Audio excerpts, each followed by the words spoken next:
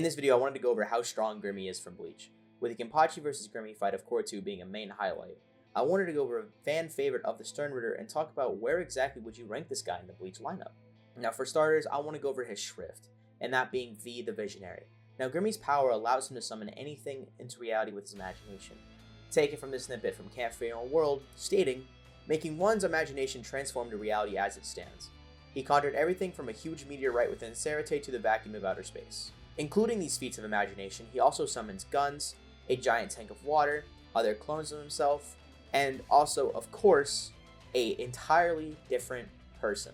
Gremmy's powers are so destructive and powerful that even Basby, who has feats on captains and even femritters, starts freaking out and wondering what the hell is Gremmy going on about, what is he doing? And even Askin is concerned about what Gremmy is doing as well, saying he should have kept locked up. Now Askin is really important because he fears what Gremmy will do. He doesn't want to get caught in what Gremmy is going to do and what crazy shit he's about to conjure, in his own words. This is really important because I don't think Askin is talking about, oh, I just don't want to be there. I think he's scared on exactly how it would affect him if he was caught up, evident on when he's sweating from the meteor.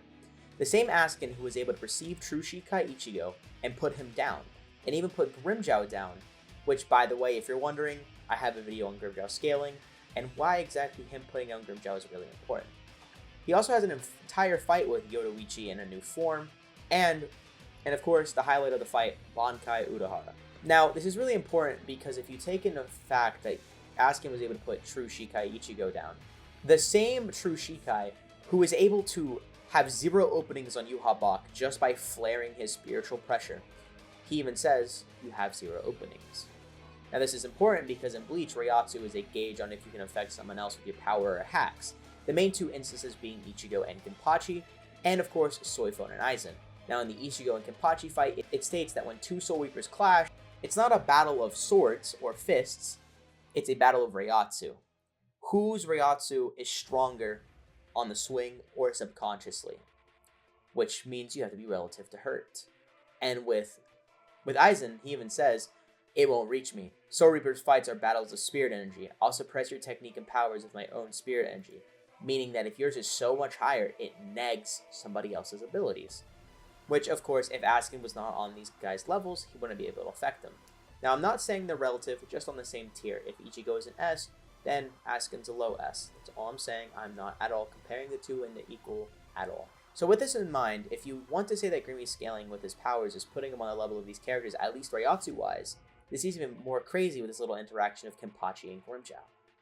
Now, in Can't Fade on World, they are having a conversation, and Grimmjow gets very upset saying, you don't need my help, why would I help you? Kenpachi then agrees and says, exactly right, I'm going to make this a lot easier and faster for me. The two proceed to flare their spiritual pressure and dominate the atmosphere. Grimmjow then questions and says, you're the one that killed Noritora, are you stronger than Noritora? And Grimmjow says, of course. Why would I be compared to some dead guy? And Kenpachi then confirms he is by saying, no doubt then. They are about to fight when Shunsui proceeds to take over and tells him to stop. Now, this is really important because it shows that at this point that Kenpachi should be around true Shikai, at least relative. And this is even backed up when in the Can't Fade on World, it also states that the only person who could take down Gremmy if he was on a rampage was Yuha Bak. Now, this still does not put Gremmy at the top tier of the Sternritter. There are still 2 Sternritter who are very, very clearly stated to be on the level of Yuha. And that is Gerard Valkyrie, obviously no introduction, he's him, and Lily Barrow. Lily Barrow, coming from Asking himself, stated that he was the first one that Yuha gave a shrift to, meaning that he is his masterpiece. Now, this is even crazier when we start getting into his hacks, being V the Visionary. Everything he summons is an absolute monstrosity of imagination. The fabric of outer space. Now, keep in mind, he does not summon a portal or a dimension or anything. He summons outer space itself, and this is even stated when it says he summons the very fabric of outer space in multiple occasions. As well as in the back of the volume cover, it shows Gremmy imagining space, furthermore putting evidence on the fact that he indeed just made it appear. Now in this space, you can see multiple celestial bodies in the anime and the manga, which proves what he created would also be those celestial bodies. which if you want to take this as it being a galaxy, because those very well look like stars and planets, go right ahead. Or if you want to say it's a galaxy, so there has to be universes containing it, this is important because this is, I don't really think, is a really crazy feat for Gremmy. Yes, of course, he uses multiple of himself to summon the fabric of outer space, but at the same time, we can see those copies have a hive mind type of brain. When Kenpachi breaks and cuts the space that Gremmy summons, it breaks because the clones no longer have fixation of what he is breaking, because Gremmy needs to think about what he's breaking or it will disappear. And that is one issue of the imaginary that I think is genuinely a big problem. But regardless, we see all those stop thinking about it. Not one, not two, all of them stop thinking about it, meaning that they still have one singular brain.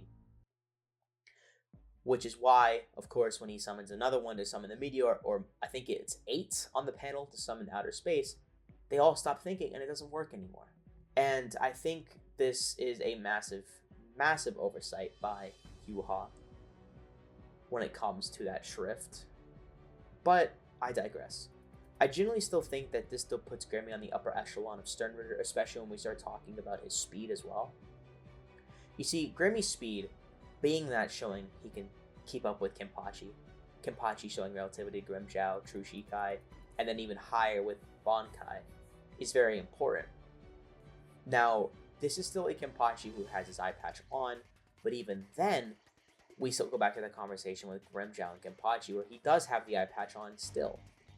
In that conversation, it doesn't say it, but we know he does because he always has the eye patch on when he's not fighting. So we can go into the assumption that he had it on when he was talking to Grimmjow. Now, this shows that yes, Kenpachi should be on these characters that we've talked about. They are able to keep up with each other. So I don't think it's very far-fetched to assume that he should be in these brains that True Shikai, Grimmjow, and all of them have shown for speed. I don't want to get really in-depth on what the speed could be, because I don't want this to start turning into a crazy, well, actually type of thing. But I want to just say that, let's just go ahead and say massively faster than light. So we have a character who is able to summon galaxies to potentially, in a correct conversation, universes with massively faster than light speed. But he's still downplayed in the community just because of his speeds on Kenpachi. Which then goes on to my next point of what exactly is Gremmy's negatives. Well, his negatives are a couple of things. One, his battle IQ and experience are severely, severely lacking in all fronts. He's never had a fight, and he doesn't have any experience or battle IQ to then bring up on these. But what he displays for battle IQ in Kenpachi isn't the worst we've seen in Bleach. We've certainly seen worse. Renji. And I just want to go over exactly why it's not the craziest when it comes to battle IQ and why it isn't the worst. We see Gremmy get put in multiple situations where he has to get out of. Like when he gets grabbed by Kenpachi, he summons multiple bombs on his body. Guns, all this, to stop him. Which I don't think is even that terrible. Obviously, it's not the craziest battle IQ. Probably about a C tier in the Bleachverse. But still better than Renji. I want to go over another flaw of V the Visionary, which also I think puts him at the number 3 spot, is involuntary thoughts. Now, Gremmy, even though he has this power to summon imagination, Kubo did a brilliant job to show that even involuntary thoughts still affect this. And that is because when he's fighting Kenpachi, he thinks and thinks and thinks, I have to be stronger, because he mirrors Kenpachi as a character. When Kenpachi fights, he fights for strength, even nerfing himself to have a good fight, showing that all he cares about is the fight itself, not how strong he needs to be, or strength itself. Gremmy's the exact opposite. Gremmy thinks of strength. He self-proclaims the strongest. Then he starts talking about why fight if I'm stronger. All this. Slowly over the fight, Gremmy starts to learn the value of fighting, the joy of it, why Kenpachi enjoys it so much. So when he starts thinking to himself, I need to get stronger, I need to get stronger, I need to get stronger, it mirrors Kenpachi's subconscious weak, nerfing himself before Unohana. But for Gremmy, it's strength, strength, strength. And this is important because he starts subconsciously thinking in his head that Kenpachi's a monster. So when he starts thinking of this strength in the back of his head, since he's put Kenpachi on this pedestal of a monster, it starts to rip and contort his body. And that is its ultimate downfall, of putting Kenpachi on such a high pedestal even if his imagination could not reach. And that is the unfortunate fall of Gremmy. But I don't think this fall should discount any of the stuff I've presented to you. He has relativity to these characters that are on the higher echelon of the ceiling. He has characters that are able to combat the 5 war potentials. He has relativity to even Ichigo. Through chain scaling, of course, grain of salt included. And I don't think you should discount Gremmy. And I do believe that he is one of the strongest characters in Bleach. But at the end of the day, he does not have the battle IQ nor experience to back up the strength that Yuha gave him. This is where I want to start getting a little bit of fun. See, all that before was what's in the series and what is told to us. I want to get on to the more speculation side of things. We know that Shrifts have a Volstandig, a power-up that is able to multiply themselves 5 to 10 times. You might be wondering, whoa, 5 to 10 times? Yes. It's comparable to Bankai, being the same thing 5 to 10 times. Now, this of course does not mean every stat. It could be on multiple occasions, or it could mean one main attribute. For Gremmy, I don't exactly know what his Volstandig could be. I have a rough idea in my head, which I'll go over, but I do want you to go down below in the comment section and put me an idea of what you think his Volstandig would be if he had one. Would it be a stat raise, or would it be a power to his imagination? Now for me, I generally would just think it really wouldn't do much. I think what would start happening is he probably could start thinking about other stuff and summoning it. Since he's limited to only 1 imagination per thought, I think he'd be able to start summoning more. Here's the fabric of outer space as well as the meteor. Here's the guns as well as the water. Here's clones of me as well as this. And I think this is really, really important because that would then power creep his ability even higher with his Volstandig. But Kubo didn't give him this Volstandig, but if we want an in-universe explanation, or theorization as I think would be better to say, Yuha probably just didn't grant him one. With him already being a ace up his sleeve, a wild card, a joker, he doesn't want to give him something that can even make him crash out even more. He wants him to run amok, be a menace, but he doesn't want to intrude on his plans, so giving him a Volstandig that could potentially buff him would not at all benefit Yuha in any sort of positive way. And I genuinely believe that is the reason why he doesn't have one. But, of course, the entirety of a Volstandig is speculation. We see multiple Shrifts not have one.